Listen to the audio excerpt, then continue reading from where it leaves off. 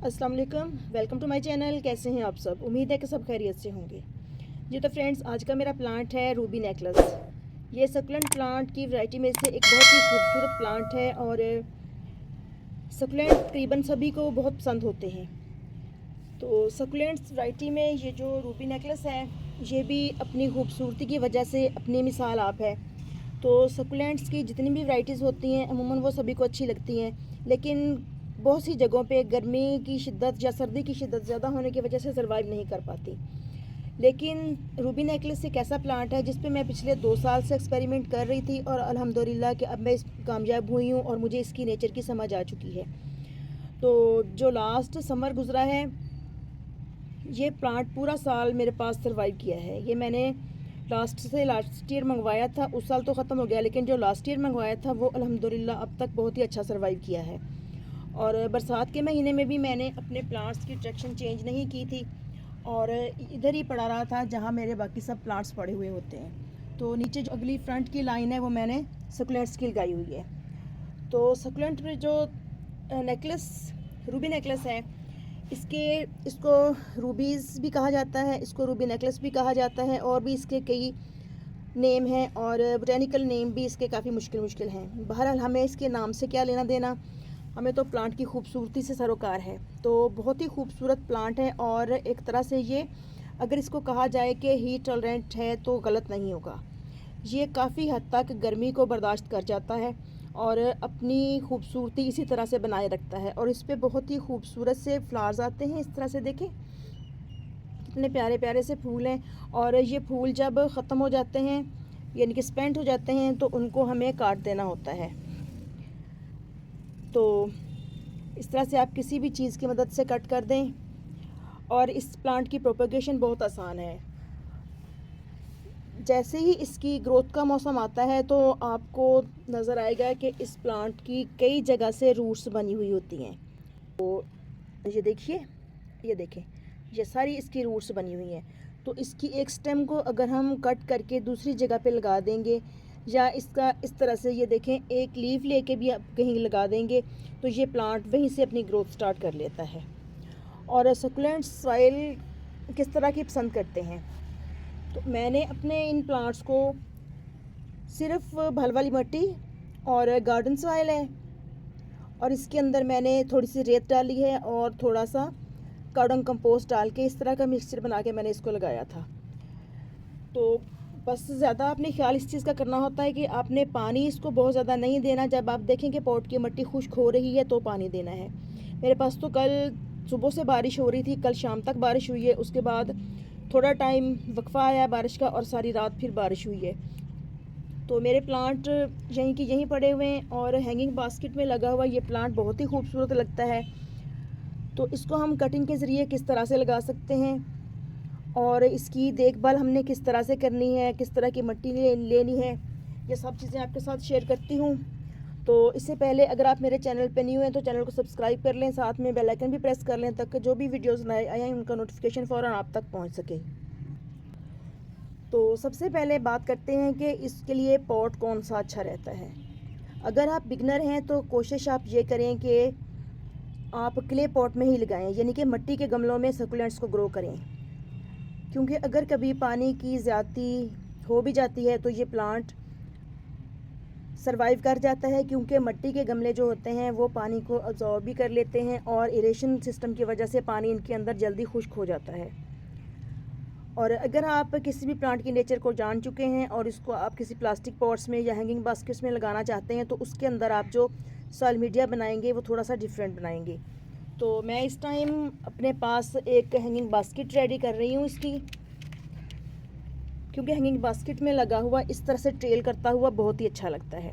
तो hanging basket में लगाने के लिए आप कोशिश करें कि थोड़ा सा डीप पॉट लें। तो ये हैंगिंग बास्केट है, इसके अंदर मैंने 1-2 प्लांट पहले से लगा रखे हैं। आइस प्लांट है और एक प्लांट कटिंग लगाई थी मैंने ये मनी प्लांट की।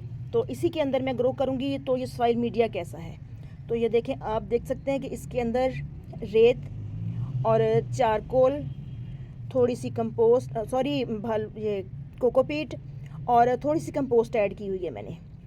तो बिल्कुल पोरस सा सॉइल मीडिया है और लाइट वेट भी है। तो इसके अंदर मैं इस प्लांट को लगाऊंगी। तो चलिए अब इसकी कटिंग लेते हैं और देखते हैं कि किस तरह से कटिंग लेनी है हमने और कितनी बड़ी बड़ी कटिंग लेके हमने ग्रो करनी है। तो सबसे पहले जो भी किसी प्लांट की ग्रोथ का मौसम होता है वही इसकी प्रोपोगेशन का मौसम होता है। तो ये देखें, बहुत सी इसकी रूट्स बनी हुई हैं। ये देखें, ये आप देख सकते हैं इसकी जो रूट्स हैं किस तरह से आपको दिखाई दे रही होंगी। ये देखिए, तो इस तरह की आप अगर ब्रांचेस ले लेंगे तो कोई वजह नहीं है कि आपका प्लांट चले ना या आपकी कटिंग जो है वो ज़ाया हो जाए। तो इस तरह से मैं 4-5 कटिंग लेती हूँ।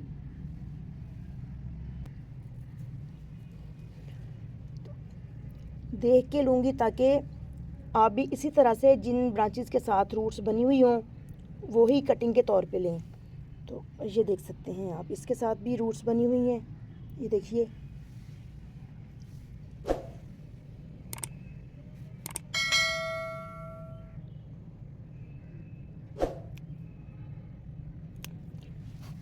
इस तरह से कटिंग्स लेके तो अब हम इसको करेंगे ग्रो। रूबी नेकलेस की कटिंग्स को ग्रो करने के लिए आपने बहुत ही ध्यान से काम करना है, क्योंकि इसकी नाजुक नाजुक सी स्टेम्स होती हैं और नाजुक सी इसकी रूट्स होती हैं।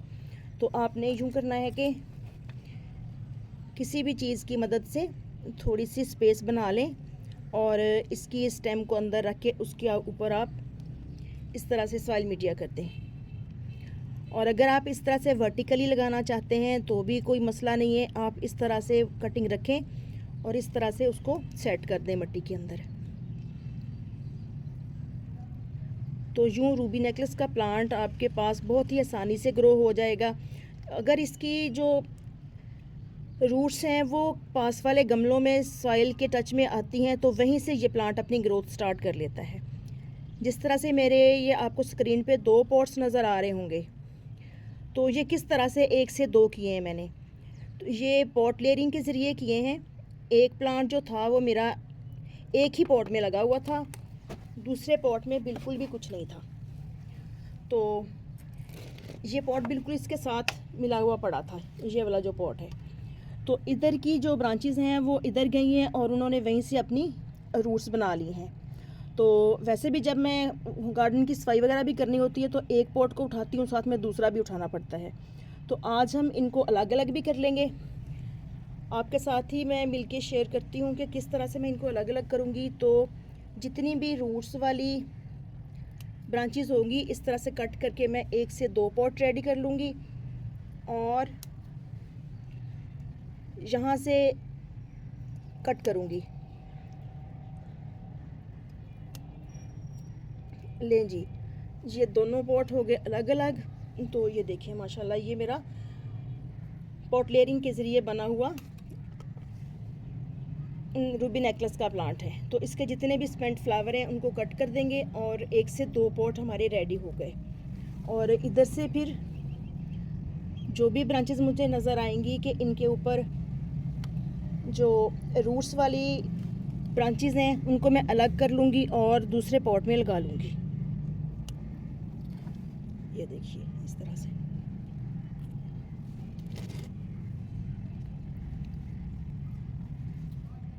यानी कि इस टाइम पे 2 से 3 प्लांटर्स बन रहे हैं रूबी नेकलेस के।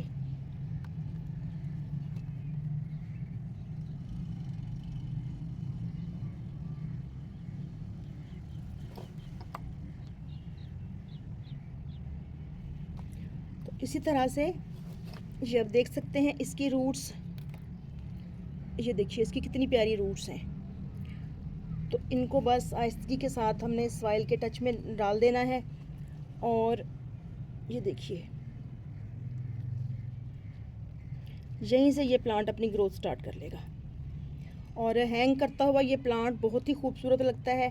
बस आपने ये ध्यान देना है कि जिस पॉट में आप लगा रहे हैं वो थोड़ा सा डीप हो और इसकी जो रूट्स हैं वो बहुत ज़्यादा ऊपर ऊपर ना हो, क्योंकि जब ये नेकलेस जो है ये ज़रा बड़े बड़े से हो जाते हैं इनके अंदर, क्योंकि पानी होल्ड होता है तो इनका वज़न काफ़ी ज़्यादा हो जाता है। तो जब पानी ज़्यादा वज़न ज़्यादा हो जाएगा तो फिर ये प्लांट जो है ये इस तरह से ट्रेल करता है और वज़न की वजह से फिर बाज़ औक़ात प्लांट गिर भी जाता है। तो इसलिए अगर थोड़ी सी डीप रूट्स होंगी इसकी तो फिर प्लांट स्टेबल रहेगा और गिरेगा नहीं।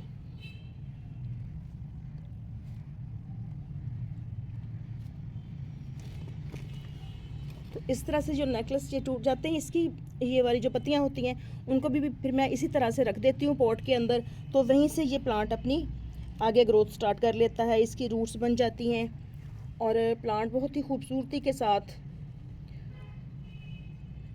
ग्रो होता रहता है और मेरा दिल खुश होता रहता है।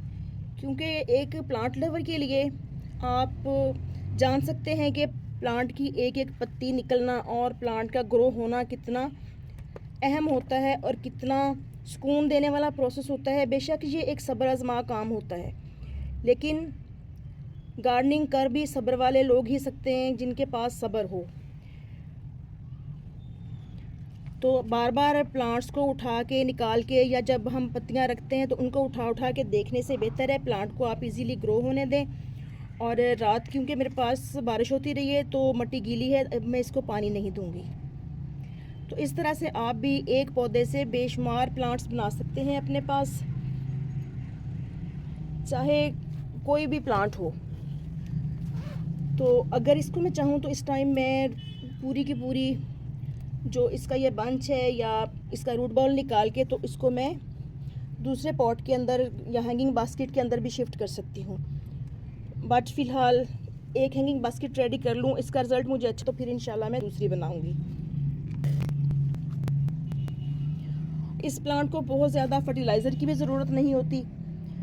बस शदीद गर्मी के मौसम में आपने इसको नेट वगैरह के नीचे रखना है या कहीं भी शेडी एरिया में रखना है जहाँ पे डायरेक्ट इस पर धूप ना पड़े। पार्शियल लाइट में ये प्लांट बहुत ही अच्छा ग्रो होता है।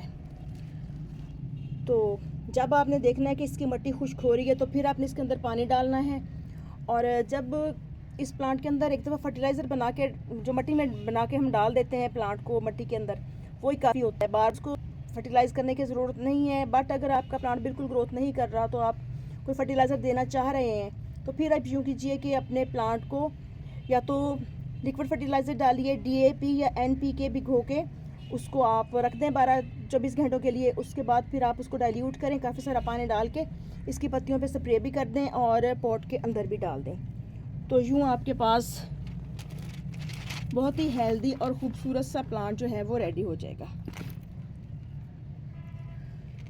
तो आई होप कि आपको रूबी नेकलेस के मुतालिक काफ़ी मालूमात मिली होगी, क्योंकि जो भी प्लांट्स लवर होते हैं उनको सकुलेंट्स बहुत पसंद होते हैं और जब हम बार बार मंगवाते हैं और सकुलेंट्स दाई हो जाते हैं तो फिर दिल बहुत ही दुखी होता है। तो अगर आपके लिए ये वीडियो हेल्पफुल साबित हुआ हो तो कमेंट में ज़रूर बताइएगा और मेरे वीडियोस आपको कैसे लगते हैं या मैं किस टॉपिक पे वीडियो बना के डालूँ आप मुझे बताइएगा। तो इंशाल्लाह फिर कमेंट्स के मुताबिक मैं वीडियो बना के अपलोड करूँगी। तो ठीक है फ्रेंड्स, इजाज़त दीजिए। इंशाल्लाह फिर मिलते हैं किसी नेक्स्ट प्लांट को लेके किसी और वीडियो में। अल्लाह हाफिज़, हैप्पी गार्डनिंग।